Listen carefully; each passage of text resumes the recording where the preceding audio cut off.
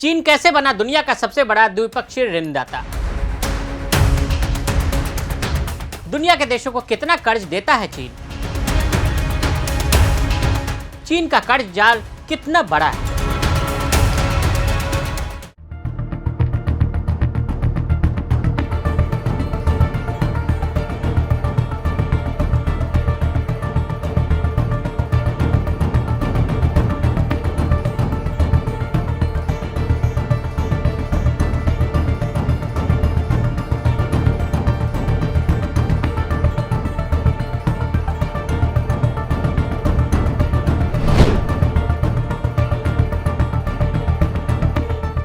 नमस्ते, मैं हूं अभिनय आकाश और आप देखना शुरू कर चुके हैं प्रभा साक्षी का special show most reliable information यानी एमआरआई।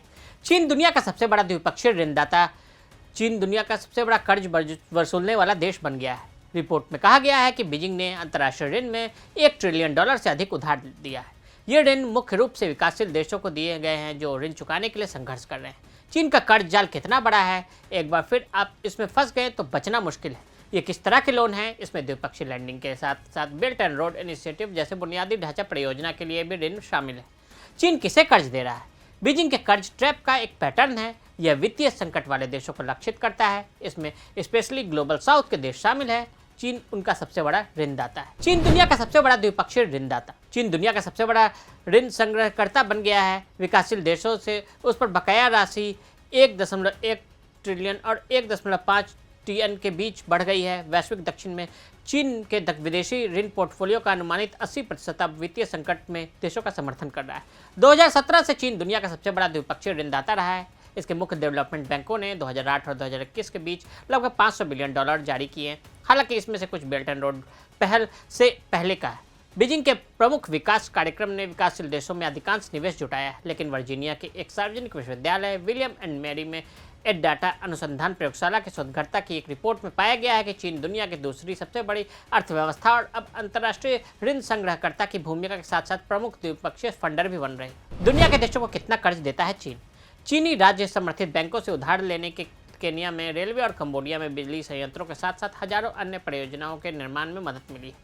डेटा शोधकर्ता ने 165 निम्न और मध्यम आय वाले देशों में 20,985 परियोजनाओं का विश्लेषण किया, जिसमें 2000 और 2021 के बीच $1.34 ट्रिलियन के अनुदान और ऋण से वित्त पोषित किया गया था।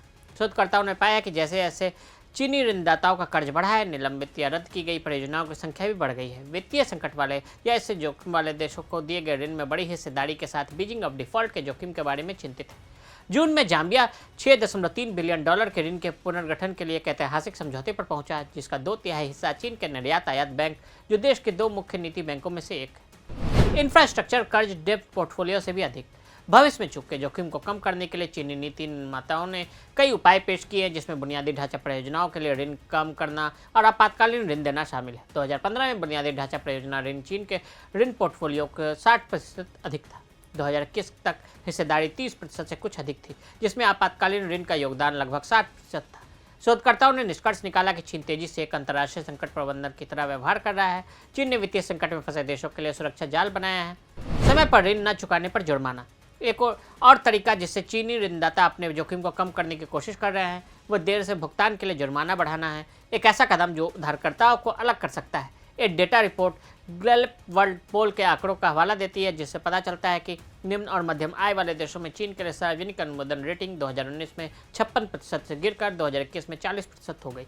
विशिष्ट चीनी ऋणों के नियमों और शर्तों के अवसर पारदर्शी नहीं होते, लेकिन अर्थशास्त्री का अनुमान है कि कम आय वाले देशों के लिए चीनी सरकार के ऋणों में विश्व बैंक के रियायती ऋणों के लिए 1.54% मानदंड की तुलना में आमतौर पर 2% ब्याज दर होती है। लेकिन एड डाटा शोधकर्ताओं ने पाया है कि बीआरआई के शुरुआती वर्षों में 2014 से 2017 और बाद की अवधि 2018 से 2021 के बीच चीनी ऋणदाताओं ने देर से भुगतान के लिए अधिकतम जुर्माना ब्याज दर 3% से बढ़ाकर 8.7% कर दिया। तो आज हमने आपको चीन के डेप्थ ट्रैप के बारे में बताया। आज के लिए दी इजाजत। ऐसी रिपोर्ट्स को देखने के लिए देखते रहे प्रभा साक्षी। अगर आप भी लेना चाहते हैं देश दुनिया की तमाम जानकारी तो आज ही सब्सक्राइब करें हमारे चैनल को। साथ ही नीचे दिए बेल आइकन को जरूर दबाएं ताकि हर अपडेट आप तक पहुंच सके।